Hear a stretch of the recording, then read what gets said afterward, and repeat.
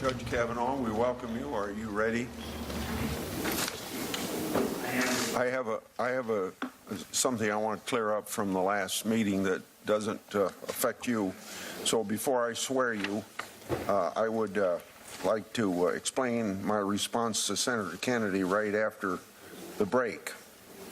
At that time, I entered into the record the statements of 3 witnesses Dr. Ford said were also at the party. These statements were provided to us under penalty of felony by lying to, if you lie to Congress.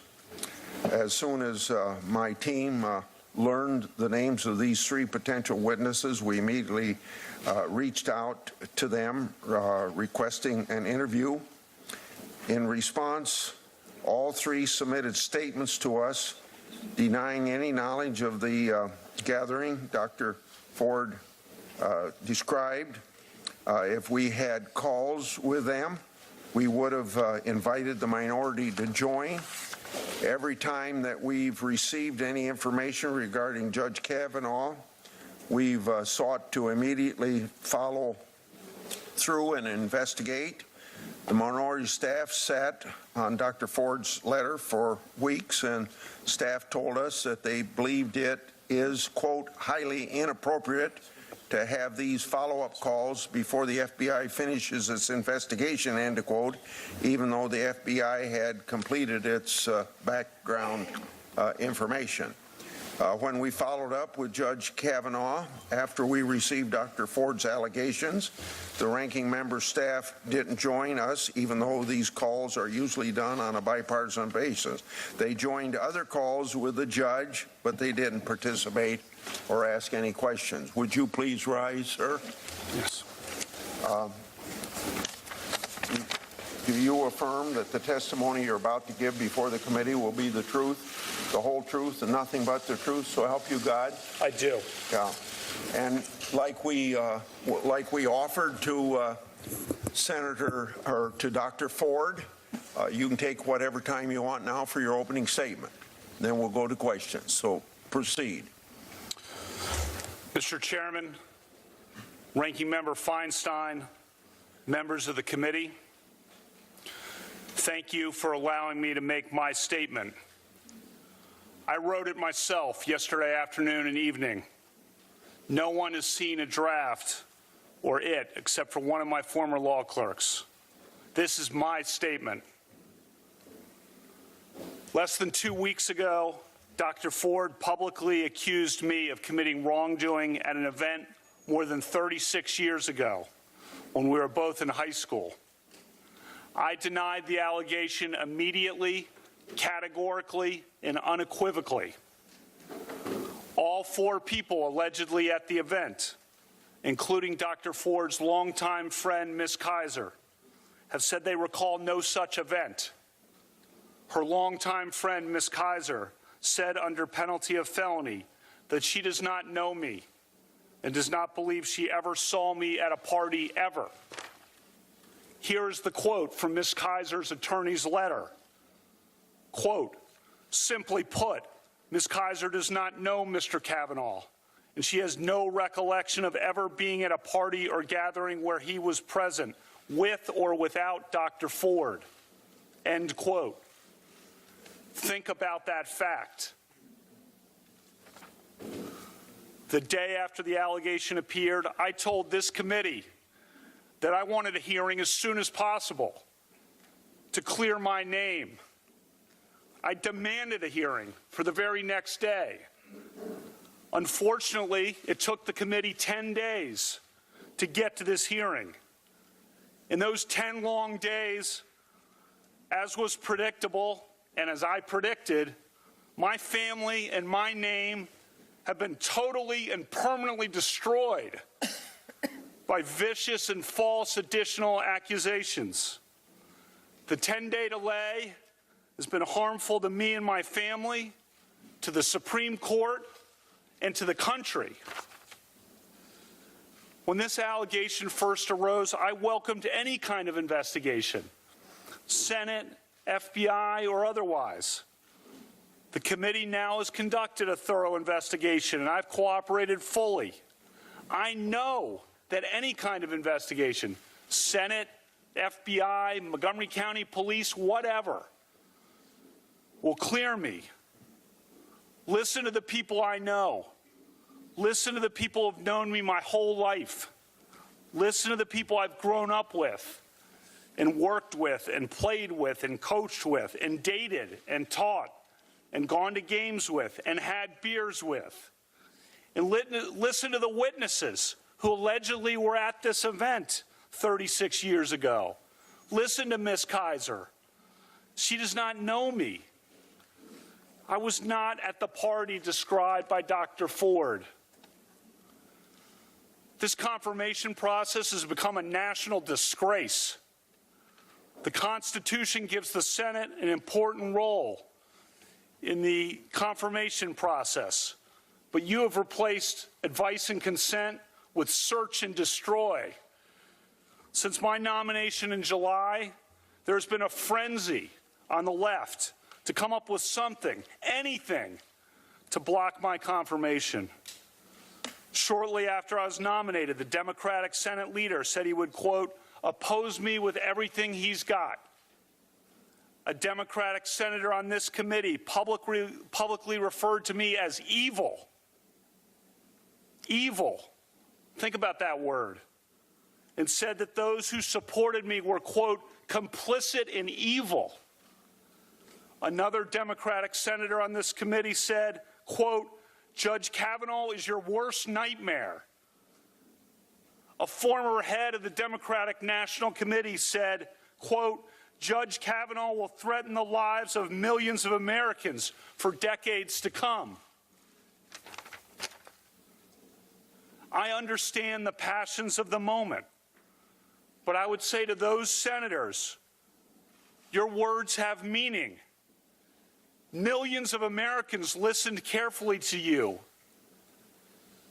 Given comments like those, is it any surprise that people have been willing to do anything, to make any physical threat against my family, to send any violent email to my wife, to make any kind of allegation against me and against my friends, to blow me up and take me down? You sowed the wind. For decades to come, I fear that the whole country will reap the whirlwind.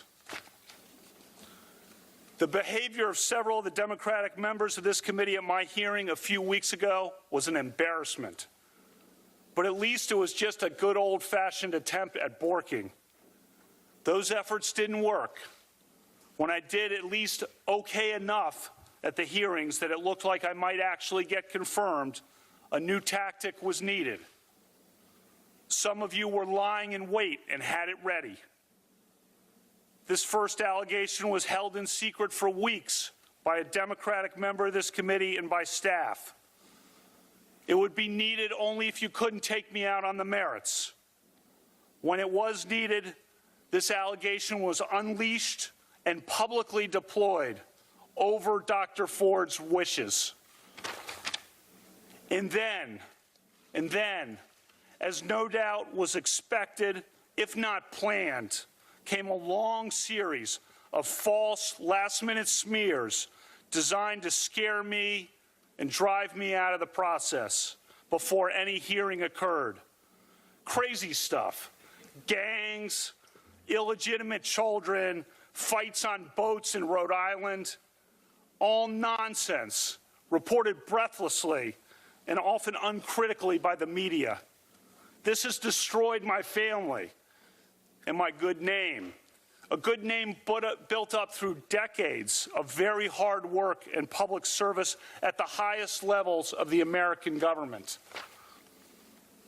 This whole two-week effort has been a calculated and orchestrated political hit, fueled with apparent pent-up anger about President Trump and the 2016 election, fear that has been unfairly stoked about my judicial record, revenge on behalf of the Clintons, and millions of dollars in money from outside left-wing opposition groups.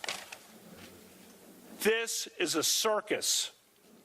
The consequences will extend long past my nomination.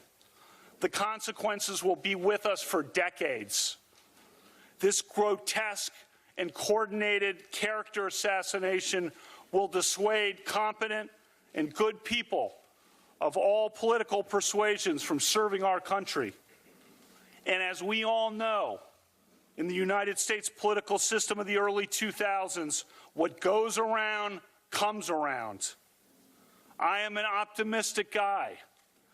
I always try to be on the sunrise side of the mountain, to be optimistic about the day that is coming. But today, I have to say that I fear for the future.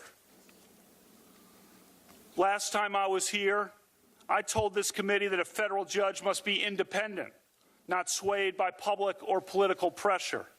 I said I was such a judge, and I am.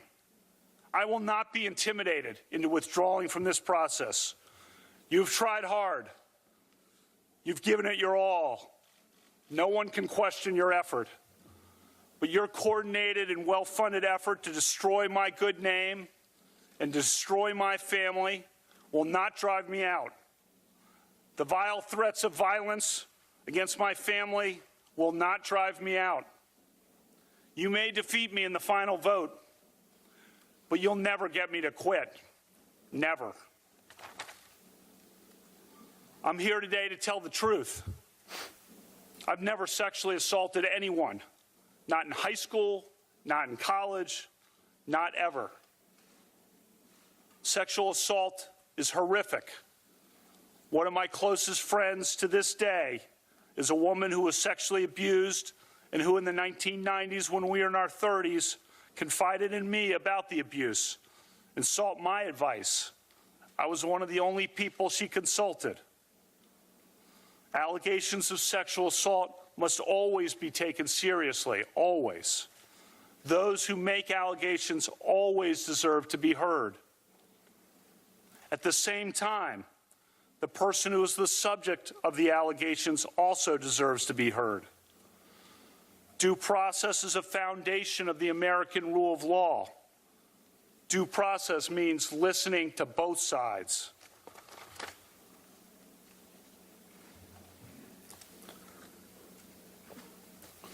As I told you at my hearing 3 weeks ago, I'm the only child of Martha and Ed Kavanaugh. They are here today. When I was 10, my mom went to law school, and as a lawyer, she worked hard and overcame barriers, including the workplace sexual harassment that so many women faced at the time and still face today. She became a trailblazer, one of Maryland's earliest women prosecutors and trial judges. She and my dad taught me the importance of equality and respect for all people, and she inspired me to be a lawyer and a judge. Last time I was here, I told you that when my mom was a prosecutor and I was in high school, she used to practice her closing arguments at the dining room table on my dad and me. As I told you, her trademark line was, "Use your common sense. What rings true? What rings false?" Her trademark line is a good reminder as we sit here today, some 36 years after the alleged event occurred, when there is no corroboration, and indeed it is refuted by the people allegedly there. After I have been in the public arena for 26 years without even a hint, a whiff of an allegation like this, and when my nomination to the Supreme Court was just about to be voted on at a time when I'm called evil by a Democratic member of this committee, while Democratic opponents of my nomination say people will die if I am confirmed. This onslaught of last-minute allegations does not ring true. I'm not questioning that Dr. Ford may have been sexually assaulted by some person in some place at some time. But I have never done this to her or to anyone. That's not who I am. It is not who I was. I am innocent of this charge. I intend no ill will to Dr. Ford and her family. The other night, Ashley and my daughter Liza said their prayers, and little Liza, all of 10 years old,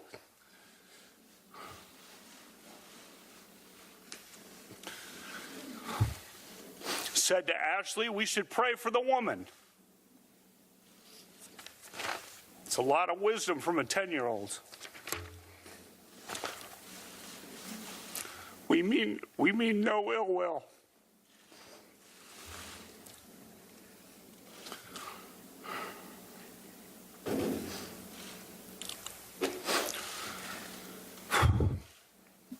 First, let's start with my career. For the last 26 years, since 1992, I've served in many high-profile and sensitive government positions for which the FBI has investigated my background 6 separate times. 6 separate FBI background investigations over 26 years, all of them after the event alleged here. I have been in the public arena and under extreme public scrutiny for decades.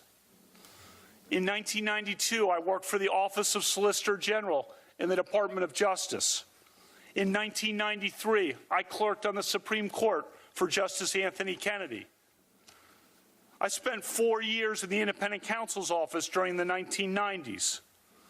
That office was the subject of enormous scrutiny from the media and the public. During 1998, the year of the impeachment of President Clinton, our office generally, and I personally, were in the middle of an intense national media and political spotlight. I and other leading members of Ken Starr's office were opposition researched from head to toe, from birth through the present day. Recall the people who were exposed that year of 1998 as having engaged in some sexual wrongdoing or indiscretions in their past. One person on the left even paid $1 million for people to report evidence of sexual wrongdoing, and it worked. He exposed some prominent people. Nothing about me. From 2001 to 2006, I worked for President George W. Bush in the White House. As staff secretary, I was by President Bush's side for 3 years and was entrusted with the nation's most sensitive secrets. I traveled on Air Force One all over the country and the world with President Bush. I went everywhere with him, from Texas to Pakistan, from Alaska to Australia, from Buckingham Palace to the Vatican. 3 years in the West Wing, 5.5 years in the White House. I was then nominated to be a judge on the D.C. Circuit. I was thoroughly vetted by the White House, the FBI, the American Bar Association, and this committee. I sat before this committee for 2 thorough confirmation hearings in 2004 and 2006.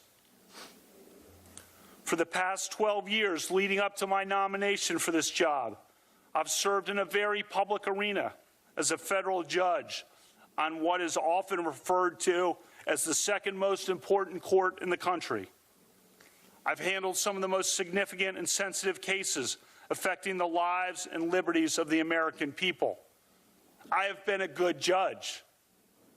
And for this nomination, another FBI background investigation, another American Bar Association investigation, 31 hours of hearings, 65 senator meetings, 1,200 written questions, more than all previous Supreme Court nominees combined. Throughout that entire time, throughout my 53 years and 7 months on this earth until last week, no one ever accused me of any kind of sexual misconduct. No one, ever. A lifetime of public service and a lifetime of high-profile public service at the highest levels of American government, and never a hint of anything of this kind.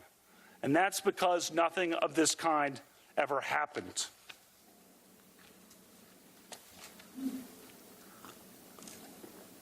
Second, let's turn to specifics.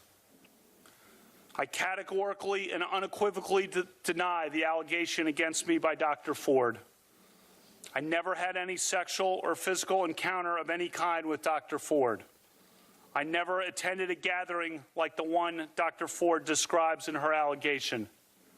I've never sexually assaulted Dr. Ford or anyone. Again, I am not questioning that Dr. Ford may have been sexually assaulted by some person in some place at some time. But I've never done that to her or to anyone. Dr. Ford's allegation stems from a party that she alleges occurred during the summer of 1982, 36 years ago. I was 17 years old between my junior and senior years of high school at Georgetown Prep, a rigorous all-boys Catholic Jesuit high school in Rockville, Maryland. When my friends and I spent time together at parties on weekends, it was usually with friends from nearby Catholic all-girls high schools, Stone Ridge, Holy Child, Visitation, Immaculata, Holy Cross. Dr. Ford did not attend one of those schools.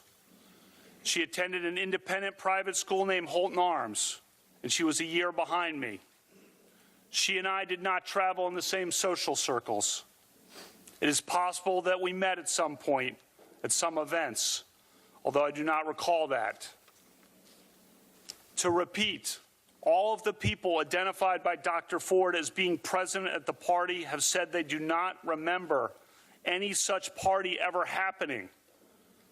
Importantly, her friend, Ms. Kaiser, has not only denied knowledge of the party, Ms. Kaiser said under penalty of felony, she does not know me, does not recall ever being at a party with me ever. And my two male friends who were allegedly there, who knew me well, have told this committee under penalty of felony that they do not recall any such party and that I never did or would do anything like this. Dr. Ford's allegation is not merely uncorroborated. It is refuted by the very people she says were there, including by a longtime friend of hers. Refuted. Third, Dr. Ford has said that this event occurred at a house near Columbia Country Club, which is at the corner of Connecticut Avenue and East-West Highway in Chevy Chase, Maryland. In her letter to Senator Feinstein, she said that there were 4 other people at the house. But none of those people, nor I, lived near Columbia Country Club. As of the summer of 1982, Dr. Ford was 15 and could not drive yet, and she did not live near Columbia Country Club. She says confidently that she had 1 beer at the party, but she does not say how she got to the house in question, or how she got home, or whose house it was. Fourth, I've submitted to this committee detailed calendars recording my activities in the summer of 1982. Why did I keep calendars? My dad started keeping detailed calendars of his life in 1978.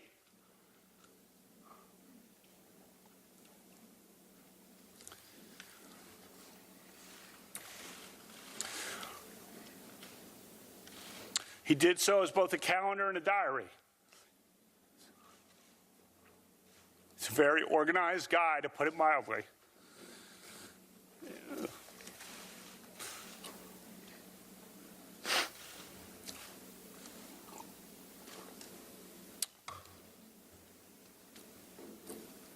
Christmas time, we sit around and he regales us with old stories. Old milestones, old weddings, old events from his calendars.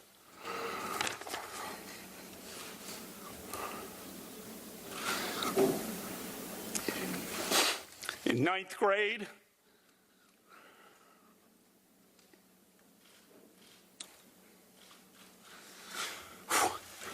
in 1980, I started keeping calendars of my own. For me also, it's both a calendar and a diary.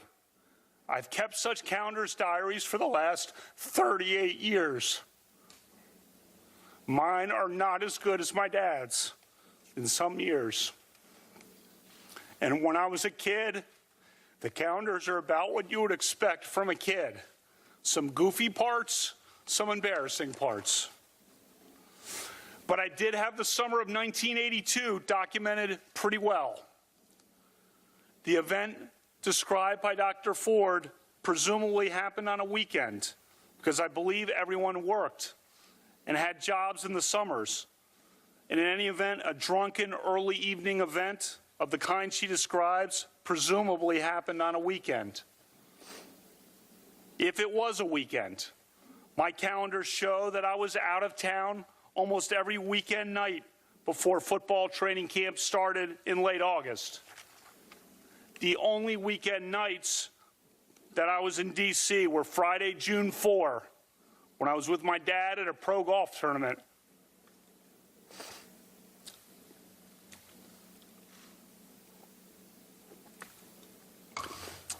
And had my high school achievement test at 8:30 the next morning.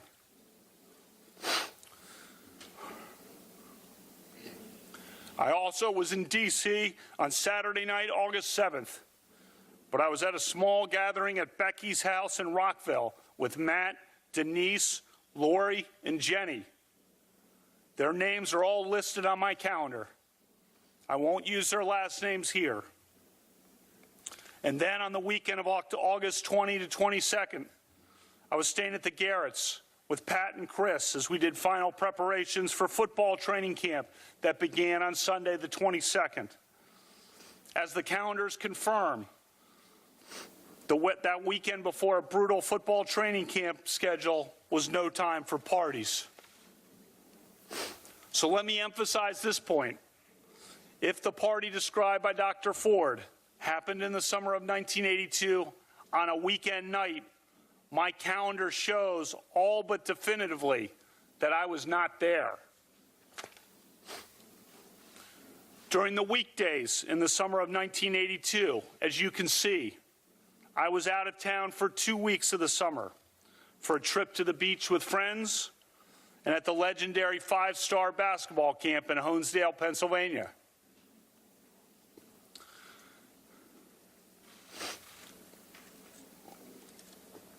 When I was in town, I spent much of my time working out, lifting weights, playing basketball, or hanging out and having some beers with friends as we talked about life and football and school and girls. Some have noticed that I didn't have church on Sundays on my calendars. I also didn't list brushing my teeth. And for me, going to church on Sundays was like brushing my teeth. Automatic. Still is. In the summer of 1981, I had worked construction. In the summer of 1982, my job was cutting lawns. I had my own business of sorts. You see some specifics about the lawn cutting listed on the August calendar page, when I had to time the last lawn cuttings of the summer of various lawns before football training camp. I played in a lot of summer league basketball games for the Georgetown prep team at night at Blair High School in Silver Spring. Many nights I worked out with other guys at Tobin's house.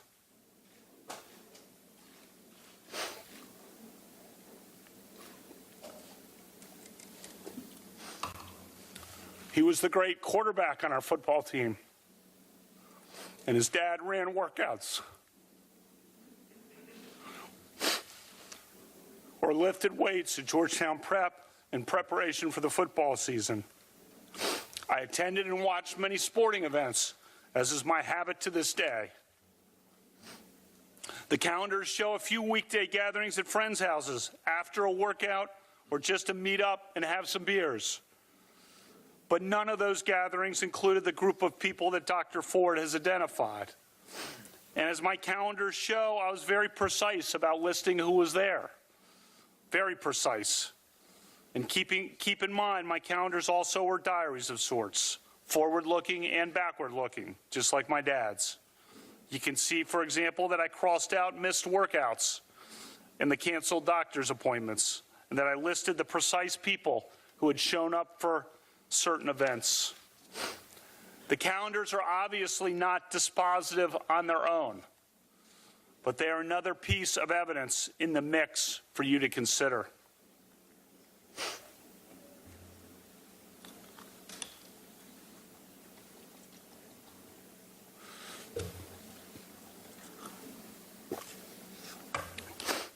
Fifth, Dr. Ford's allegation is radically inconsistent with my record and my character from my youth to the present day. As students at an all-boys Catholic Jesuit school, many of us became friends and remain friends to this day with students at local Catholic all-girls schools.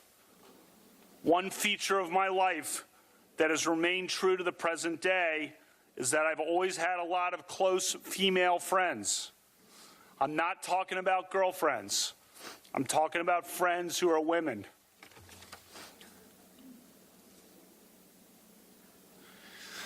That started in high school. Maybe it was because I'm an only child and had no sisters.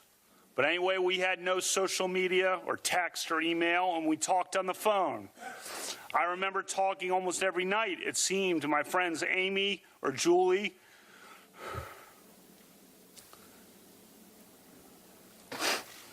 or Kristen, or Karen, or Suzanne, or Maura, or Megan, or Nikki. The list goes on. Friends for a lifetime, built on a foundation of talking through school and life, starting at age 14. Several of those great women are in the seats right behind me today. My friends and I sometimes got together and had parties on weekends. The drinking age was 18 in Maryland for most of my time in high school and was 18 in D.C. for all of my time in high school. I drank beer with my friends. Almost everyone did. Sometimes I had too many beers. Sometimes others did. I liked beer. I still like beer. But I did not drink beer to the point of blacking out, and I never sexually assaulted anyone. There is a bright line between drinking beer, which I gladly do and which I fully embrace, and sexually assaulting someone, which is a violent crime.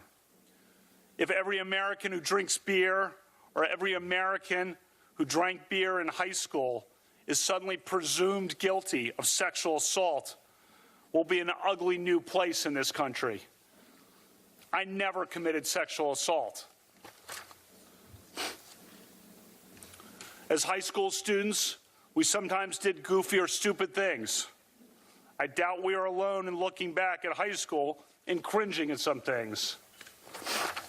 For one thing, our yearbook was a disaster. I think some editors and students wanted the yearbook to be some combination of Animal House, Caddyshack, and Fast Times at Ridgemont High, which were all recent movies at that time. Many of us went along in the yearbook to the point of absurdity. This past week, my friends and I have cringed.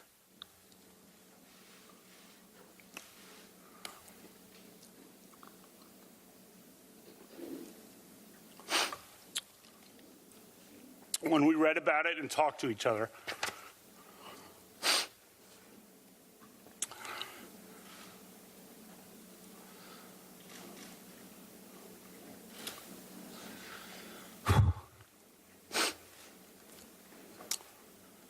One thing in particular we're sad about.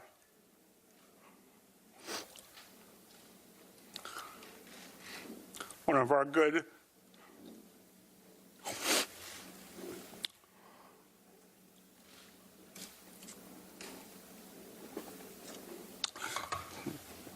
good female friends who we would admire and went to dances with had her name used on the yearbook page with the term alumnus. That yearbook reference was clumsily intended to show affection and that she was one of us. But in this circus, the media has interpreted the term as related to sex. It was not related to sex. As the woman herself noted to the media on the record, she and I never had any sexual interaction at all. I'm so sorry to her for that yearbook reference.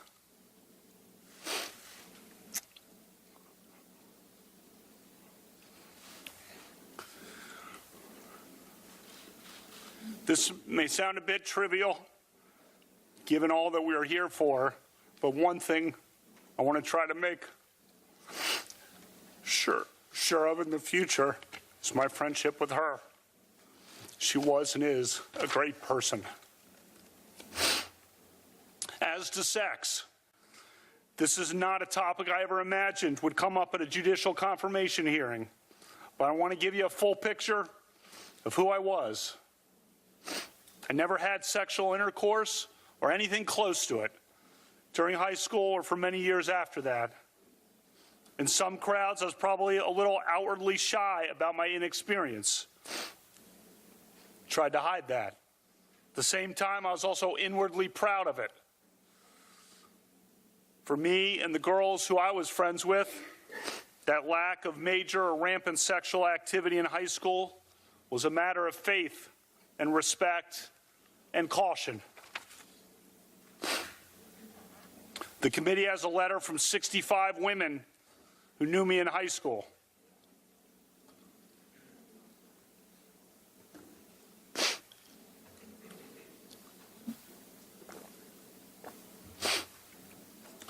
They said that I always treated them with dignity and respect. That letter came together in one night, 35 years after graduation, while a sexual assault allegation was pending against me in a very fraught and public situation where they knew they'd be vilified if they defended me. Think about that. They put themselves on the line for me. Those are some awesome women, and I love all of them. You also have a letter from women who knew me in college. Most were varsity athletes, and they described that I treated them as friends and equals and supported them in their sports at a time when women's sports was emerging in the wake of Title IX. I thank all of them for all of their texts and their emails and their support. One of those women friends from college, a self-described liberal and feminist, sent me a text last night that said, quote, "Deep breaths. You're a good man, a good man, a good man." A text yesterday from another of those women friends from college said, quote, "Brett, be strong. Pulling for you to my core." A third text yesterday from yet another of those women I'm friends with from college said, "I'm holding you in the light of God."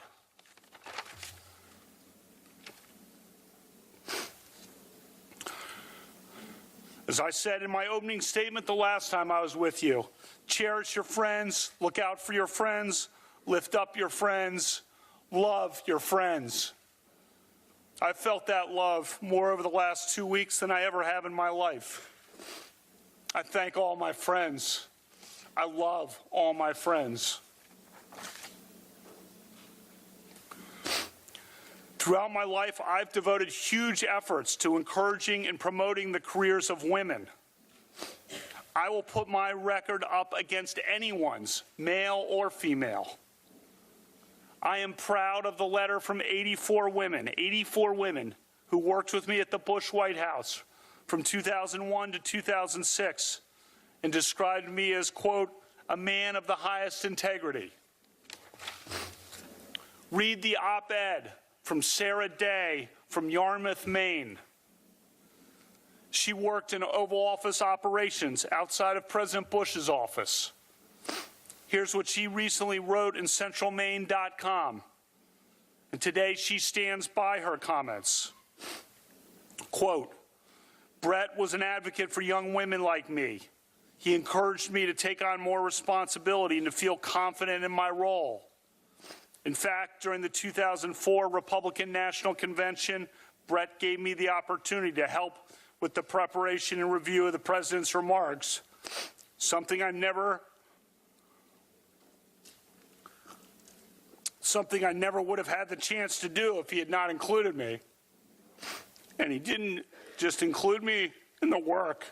He made sure I was at Madison Square Garden to watch the president's speech instead of back at the hotel watching on TV. End quote. As a judge since 2006, I've had the privilege of hiring 4 recent law school graduates to serve as my law clerks each year. The law clerks for federal judges are the best and brightest graduates of American law schools. They work for 1-year terms for judges after law school, and then they move on in their careers. For judges, training these young lawyers is an important responsibility. The clerks will become the next generation of American lawyers and leaders, judges and senators. Just after I took the bench in 2006, there was a major New York Times story about the low numbers of women law clerks at the Supreme Court and federal appeals courts. I took notice and I took action. A majority of my 48 law clerks over the last 12 years have been women.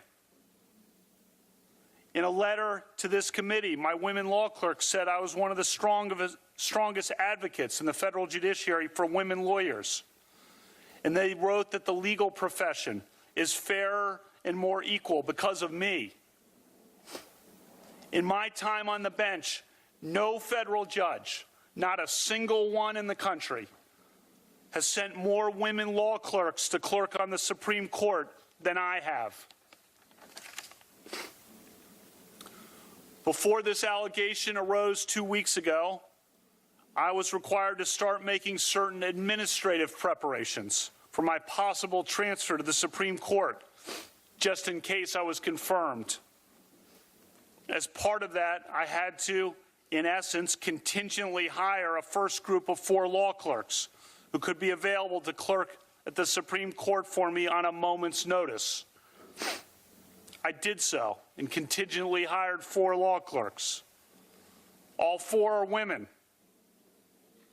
If confirmed, I'll be the first justice in the history of the Supreme Court to have a group of all women law clerks. That is who I am. That is who I was.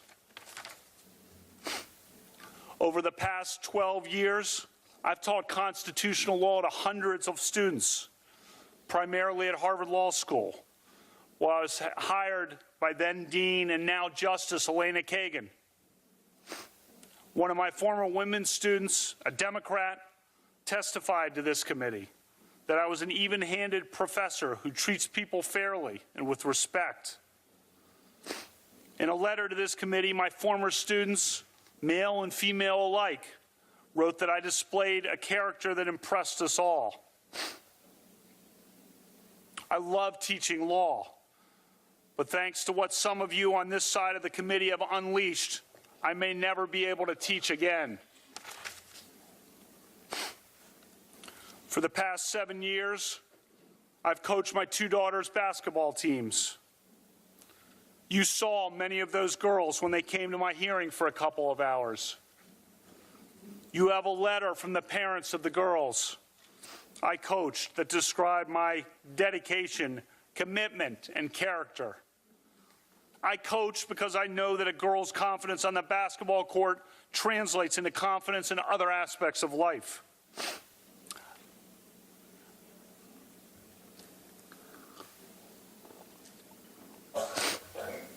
I love coaching more than anything I've ever done in my whole life. But thanks to what some of you on this side of the committee have unleashed, I may never be able to coach again.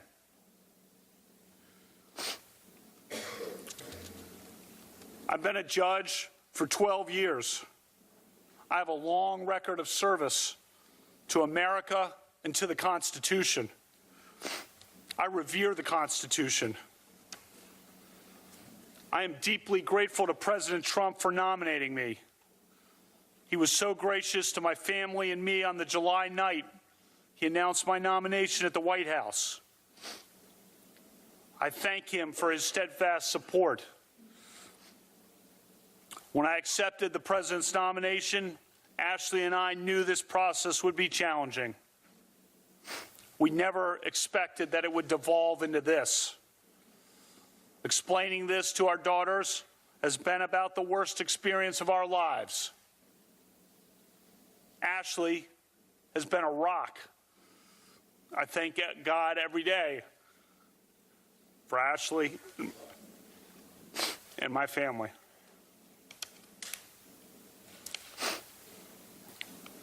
We live in a country devoted to due process and the rule of law. That means taking allegations seriously. But if the mere allegation, the mere assertion of an allegation, a refuted allegation from 36 years ago, is enough to destroy a person's life and career, we will have abandoned the basic principles of fairness and due process that define our legal system and our country. I ask you to judge me by the standard that you would want applied to your father, your husband, your brother, or your son.